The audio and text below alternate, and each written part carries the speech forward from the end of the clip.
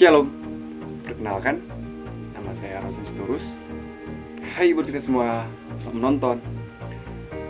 Adapun video saya ini berjudulkan tugas mata kuliah Praktik Manajemen Pendidikan dan Pelatihan, dan saya semester 6, grup B. Video ini bertujuan untuk memenuhi UTS, ujian tengah semester yang berkaitan dengan mata kuliah kami. Silakan ditonton. Baik, saya di sini akan mencoba menjawab UTS dari soal pertama.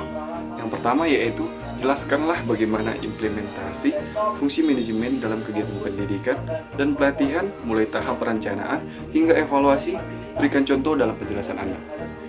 Baik, pertama saya akan menjelaskan bahwa implementasi itu tersebut adalah penerapan fungsi manajemen dalam kegiatan pendidikan dan pelatihan mulai tahap perencanaan hingga evaluasi. Itu meliputi yang pertama ada perencanaan. Nah, kita ketahui bahwasannya adalah perencanaan merupakan langkah awal yang menentukan arah dan tujuan kegiatan pendidikan dan pelatihan. Di situ yang pertama dari segala perencanaan ada menentukan tujuan. Dari penetapan tujuan ini dibutuhkan tujuan yang jelas dan terukur untuk kegiatan pendidikan dan pelatihan, meningkatkan pengetahuan peserta tentang topik tertentu atau mengembangkan keterampilan tertentu. Yang kedua ada menganalisis kebutuhan. Nah, ini kerap kali kita dengar bahwa menganalisis kebutuhan ini seringkali dipakai dalam perencanaan. Mengapa demikian?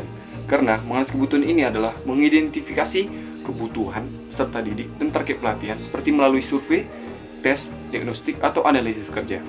Yang pertama itu merancang kurikulum. Menyusun program pembelajaran yang sesuai dengan tujuan dan kebutuhan peserta didik termasuk materi pembelajaran atau metode pembelajaran dalam penilaian. Lalu menyusun anggaran. Terakhir itu menyusun anggaran, yaitu merencanakan anggaran yang diperlukan untuk kegiatan pendidikan dan pelatihan, termasuk biaya bahan ajar, instruktur, dan fasilitas. Yang kedua ada tahap pengorganisasian, yang dimana pengorganisasian ini harus sangat dibutuhkan dalam praktek pendidikan dan pelatihan, yaitu diklat. Nah, pengorganisasian ini yaitu tujuan pertama membentuk tim. Mengapa demikian kita harus membentuk tim? Karena membentuk tim yang terdiri dari instruktur, fasilitator, dan staf pendukung yang memiliki keahlian dan pengalaman yang relevan, menentukan tugas dan tanggung jawab mereka masing-masing. Lalu yang kedua adalah menentukan tugas dan tanggung jawab. Setelah pengorganisasian itu membentuk tim, di sini akan ada yang namanya tugas dan tanggung jawab setiap panitia yang telah dibentuk secara individu. Lalu di sini ditetapkan yaitu untuk menetapkan tugas dan tanggung jawab anggota setiap tim dengan jelas dan bertanggung jawab. Yang ketiga di situ menyusun jadwal. Mengapa demikian menyusun jadwal? Karena menyusun jadwal dari kegiatan pendidikan dan pelatihan yang sesuai dengan kebutuhan peserta didik dan instruktur. Peserta didik dan instruktur. Yang keempat ada memilih tempat dan fasilitas. Karena di dalam pengorganisasi ini juga kita harus memiliki wadah dan kebutuhan support dalam fasilitas seperti sarpras. Nah, memilih tempat dan fasilitas yang sesuai dengan kebutuhan kegiatan pendidikan dan pelatihan. Nah, di sini ada yang terakhir yaitu evaluasi. Nah, dari tahap evaluasi ini kita mengetahui bahwa evaluasi ini sangat dibutuhkan dalam kegiatan praktek pendidikan, praktek diklat. Karena dengan apa yang sudah kita rancangkan dan kita konsepkan dan kita praktekkan ke penerapannya, ke pelaksanaannya, itu membutuhkan evaluasi. Karena dari evaluasi ini kita dapat mengetahui kelebihan dan kekurangan dalam diklat kita. Nah, evaluasi itu sendiri merupakan proses penilaian untuk mengetahui tingkat keberhasilan kegiatan pendidikan dan pelatihan. Nah, di sini yang pertama yaitu mengembangkan instrumen penilaian. Nah, mengembangkan instrumen penilaian yang sesuai dengan tujuan dan materi pembelajaran seperti kuis atau proyek. Nah, yang kedua yaitu melakukan penilaian. Melakukan penilaian terhadap peserta didik untuk mengetahui tingkat pemahaman dan penguasaan materi. Seperti peserta diklat itu dituntut untuk mengisi kuesioner ataupun yang dibentuk oleh panitia. Nah, yang ketiga di sini menganalisis hasil penilaian. Di sini sangat penting menganalisis hasil penilaian untuk mengetahui tingkat keberhasilan kegiatan pendidikan dan pelatihan yang sedang kita lakukan ataupun yang sudah kita terapkan atau kita laksanakan. Nah, di sini ada memberikan umpan balik kepada peserta didik dan instruktur untuk perbaikan di masa depan. Karena mungkin diklat ini berpengaruh untuk masa yang akan datang terkait kelebihan dan kelemahan seperti itu. Demikianlah jawaban saya nomor 1. Saya ingin menyimpulkan sedikit bahwa dengan catatan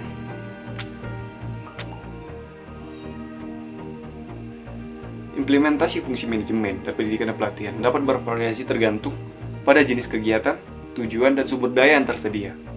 Penting untuk selalu mengevaluasi dan menyempurnakan proses manajemen untuk mencapai hasil yang optimal.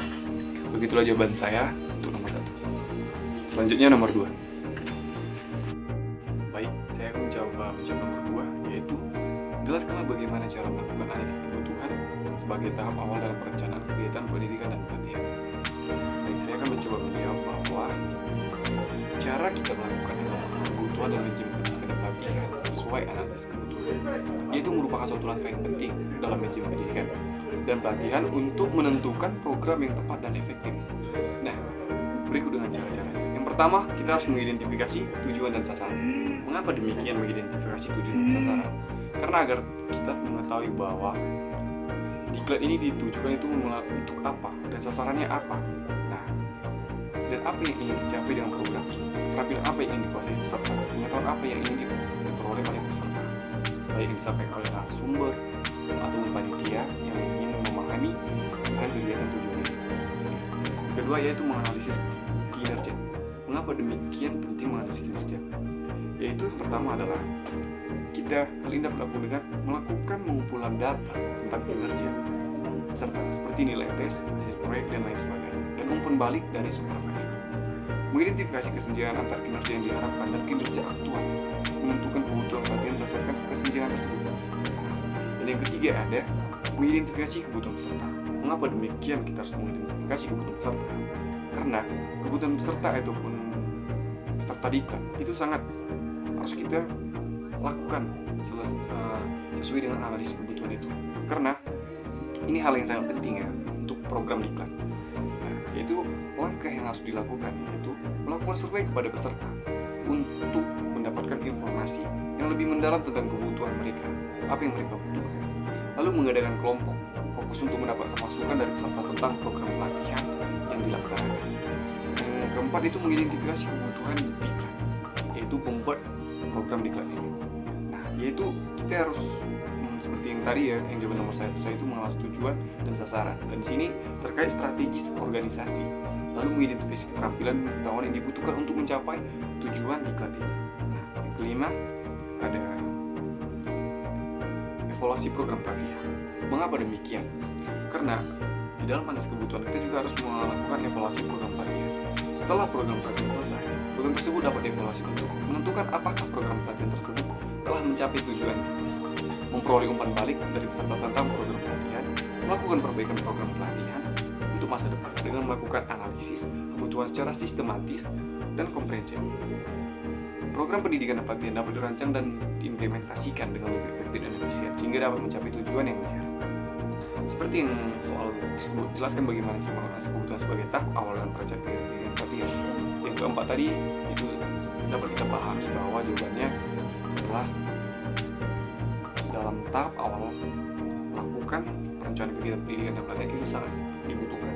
Dari yang pertama mengetahui mengidentifikasi tujuan dan sasaran, dan yang kedua ada evaluasi program pelatihan, yang ketiga ada menganalisis kinerja, dan yang keempat ada mengidentifikasi kebutuhan peserta.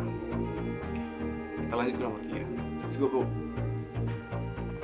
Di sini saya lanjutkan soal nomor 3. Dan di sini soalnya adalah ceritakanlah tentang analisis kebutuhan yang telah dilakukan oleh kelompok Anda, yaitu what, why, when, where, who, how, mulai dari perencanaannya hingga tahap laporan dan pelatihan apa yang direncanakan. Baik, di sini saya ingin mencoba menjawab bahwasanya pertama, saya ingin menjelaskan analisis kebutuhan calon peserta pendidikan dan pelatihan yang telah kelompok kami buat yang dengan berjudul Persekutuan Pemuda-Pemudi GKPPD Pos PI Taput. Nah, sini yaitu pertama one. Apa yang kami temukan dalam analisis kebutuhan di gereja GKPPD PI Pos Taput? Yang pertama di situ ada, coba saya jelaskan sedikit bahwasannya saya menemukan identitas sebuah organisasi. GKPPD Pos PI Taput adalah sebuah kelompok yang memiliki peran penting dalam memperkuat iman dan memperdayakan anggotanya untuk berkembang secara pribadi dan spiritual. Persekutuan Pemuda-Pemudi GKPBD Poros PI Taplo seringkali menjadi tempat bagi pemuda untuk berkumpul, beribadah, dan mengembangkan potensi mereka dalam melayani Tuhan dan masyarakat. Baik, saya akan melanjutkannya lagi. Nah,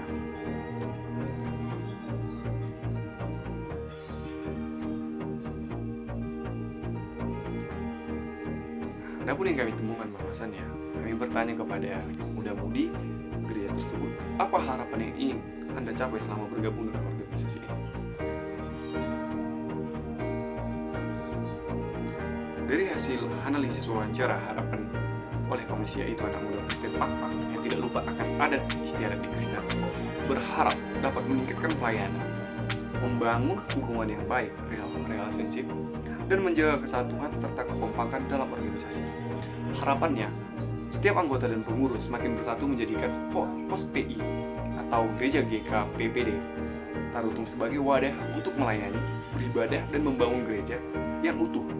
Semua ini diharapkan dapat menemukan iman dan meningkatkan kepercayaan dan memperkuat persatuan di kalangan mahasiswa Pak untuk mendukung terbentuknya gereja GKPBD di Kabupaten Taplo. Lalu, setiap tahap perencanaan pembagian waktu oleh anggota, yaitu setiap anggota berusaha memanfaatkan dan membagi waktu dengan sebaik-baiknya, menjadwalkannya melalui perencanaan yang konsisten. Kegiatan organisasi dilaksanakan setelah rapat untuk menghindari gangguan waktu terhadap anggota. Dalam manajemen waktu, saya menilai apa yang urgent dan tidak, lalu membuat jadwal mingguan. Harapan saya, pos PI GKPD Tarutung semakin maju dan berkembang. Itu jawaban dari responden kami, ada di sebuah makalah. Mungkin saya akan coba memberitahu. Di sini ada 16 responden, yaitu mahasiswa, ada KK Teguh Manik dan teman-temannya juga. KK Teguh Manik ini sebagai ketua dari organisasi gereja mereka. Lalu saya akan mencoba menjawab nomor 2, yaitu why. Kenapa?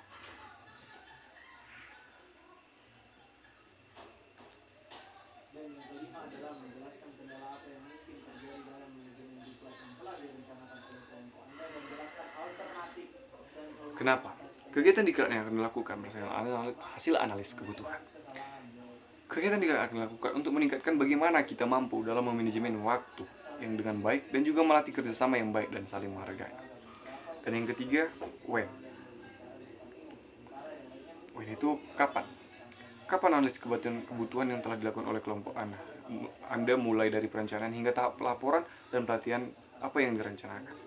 Baik, di sini saya akan menjelaskan kapan, yaitu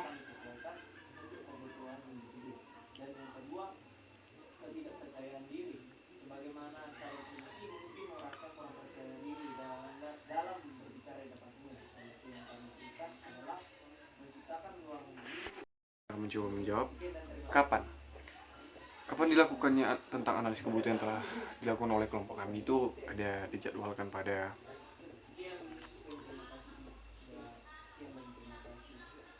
tanggal 28 Januari sampai tanggal 31 Januari 2024. Dan di sini where, mengapa, siapa. Tentang analis kebutuhan telah kami lakukan, yaitu kelompok kami siapa, yaitu kami beranggotakan Januari Bruto, Berisi Usni, Tia Murni, Rosen, dan lain-lain. Dan bagaimana kami melakukan analis kebutuhan yang telah dilakukan oleh kelompok kami untuk perencanaannya hingga tahap laporan dan pelatihan apa yang telah direncanakan, yaitu kami menyediakan instrumen wawancara, lalu kayak indikator dan instrumen wawancara, lalu dari temuan khusus itu kami mendapatkan setiap pendapat ataupun langsung pendapat dan jawaban dari setiap responden yang telah kami terima melalui kuesioner, melalui Google Form. Dan di sini ada juga kegiatan yang akan kami lakukan, yaitu pendidikan dan pelatihan manajemen waktu dan pendidikan dan pelatihan kepemimpinan. Mengapa demikian kami menarik judul ini?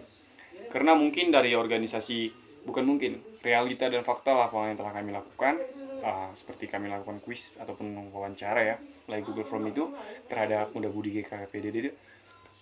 Setiap keanggotaannya yang disampaikan oleh ketua mereka bahwa manajemen waktu mereka itu sangat sering kali buruk. Nah, jadi ada pun solusi yang kami berikan seperti judul kegiatan pendidikan pelatihan itu untuk memperbarui atau memperbarui di masa yang akan datang. Kami mungkin akan merencanakan pendidikan dan pelatihan manajemen waktu dan pendidikan dan pelatihan kepemimpinan. Karena kita ketahui bahwa kepemimpinan itu dapat ditiru pribadinya terhadap siapa yang dipimpinnya, yaitu mahasiswa GKPPD. Terima kasih. Saya akan melanjutkan ke jawaban nomor 4. Nah, baik. Saya di sini ingin mencoba menjelaskan nomor 4, yaitu soalnya jelaskanlah secara singkat isi dokumen, proposal atau tor kegiatan diklat yang telah Anda susun. Di sini kami berbentuk kelompok sebenarnya telah kami susun, dan saya di sini akan mencoba menjelaskan secara singkat, yaitu pertama ada judul, baru daftar isi, lalu bab pertama pendahuluan yang berisikan latar belakang, tujuan kegiatan dan manfaat kegiatan dan hasil yang diharapkan. Nah, di sini ada yang paling penting, yaitu bab 2 rencana pelaksanaan kegiatan atau TOR.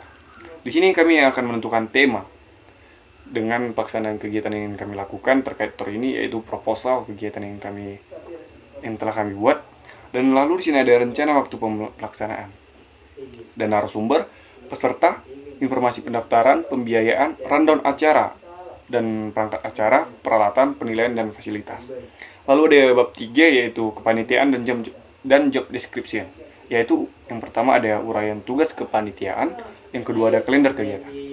Baik, setelah sekian saya menyebutkan, saya juga ingin membahas sedikit terkait tujuan kegiatan itu. Seperti kita ketahui bahwa meningkatkan manajemen waktu yang baik bagi seluruh anggota komunitas, yaitu dengan judul yang telah saya bacakan tadi.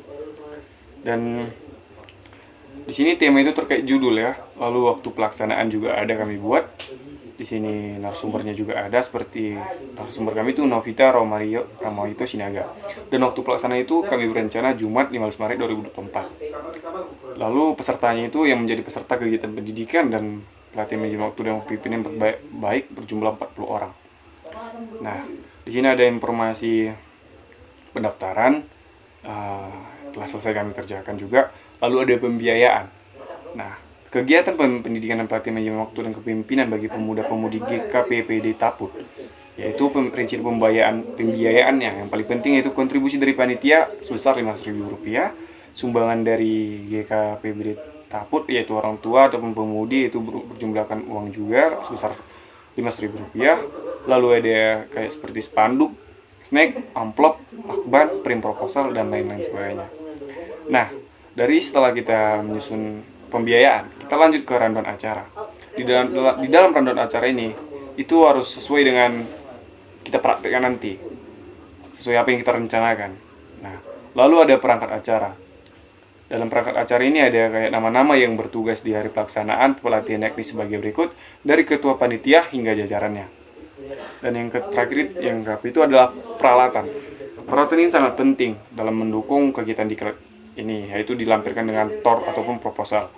Lalu di sini ada penilaian dan di sini ada fasilitas. Adapun fasilitas yang didapatkan saat kegiatan diklat yaitu seperti kita ketahui adalah materi, ilmu yang bermanfaat dan snack, bahkan menambah kemampuan manajemen waktu dan berkomunikasi yang lebih terampil atau lebih baik lagi. Dan ke bab 3 ini ada kepanitiaan dan job description. Di sini itu seperti uraian tugas pembagian kepanitiaan. Seperti tanggung jawab mereka, apa yang mereka jabati dan tanggung jawab apa yang mereka dapatkan seperti itu. Kita lanjut ke nomor 5. Let's go. Selanjutnya nomor 5, adapun soal berikut, jelaskanlah kendala apa yang mungkin dapat terjadi dalam manajemen diklat yang telah direncanakan oleh kelompok Anda dan jelaskan apa alternatif solusi mengatasi kendala tersebut. Nah, baik. Kendala yang mungkin kami hadapi dalam manajemen diklat yang telah direncanakan yaitu tentang informasi data. Informasi data ini sangat penting seperti peserta diklat dan kepanitiaan. Terutama peserta diklat ini. Peserta diklat ini harus informasinya itu harus lengkap. Seperti namanya, lalu kebutuhan apa yang mereka inginkan. Nah, di situ mungkin kendala yang kami hadapi. Karena dalam kuesioner kami itu belum jelas, dan dalam wawancara kami juga terkait telah kami wawancara itu tidak semua responden mengisi. Jadi mungkin kami akan melakukan solusi yang alternatif itu seperti kami mengundang mereka sebagai peserta dan melakukan pembiayaan juga, tetapi kami mengundang mereka dengan kami harus membuat strategis, rencana yang strategis supaya dapat menarik mereka, walaupun mereka tetap melakukan pembiayaan terhadap kami itu tidak bersungguh-sungguh dan tidak berhati dalam pelaksanaan diklat ini. Nah, lalu kendala yang kami hadapi itu seperti kerjasama tim. Nah, jadi dari kerjasama tim ini kami harus membutuhkan solusi yang terbaik itu adalah pemimpin yang tepat, guna dan tepat waktu, yang dapat mengelola keanggotaannya dan menyampaikan dengan jelas apa tujuan dan sasaran dari kegiatan diklat ini. Lalu yang ketiga itu kendala yang kami alami itu mungkin pembiayaan. Pembiayaan dari panitia itu mungkin sangat minim, dan jika diharapkan terkait peserta, mungkin tidak semua juga memiliki uang yang sangat cukup dalam pembiayaan telah kami tetapkan. Jadi kemungkinan solusi yang tepat adalah mencari donatur, sumbangan, ataupun terkait dengan proposal yang telah kami susun ataupun tor yang kami buat. Itu dapat kami ajukan kepada orang-orang yang memiliki uang yang lebih, seperti kepada pemimpin organisasi, orang tua, dan masyarakat sekitar. Beginilah jawaban dari UTS saya. Beginilah jawaban dari video saya. Nah, ada pun 5 soal yang telah saya jawab, kiranya kita semua dapat memahaminya, walaupun ada kekurangan dari kalimat penyampaian saya, bahkan saya kurang penguasaan terhadap kamera, kiranya kita dapat saling mengerti. Terima kasih, salam sejahtera, shalom.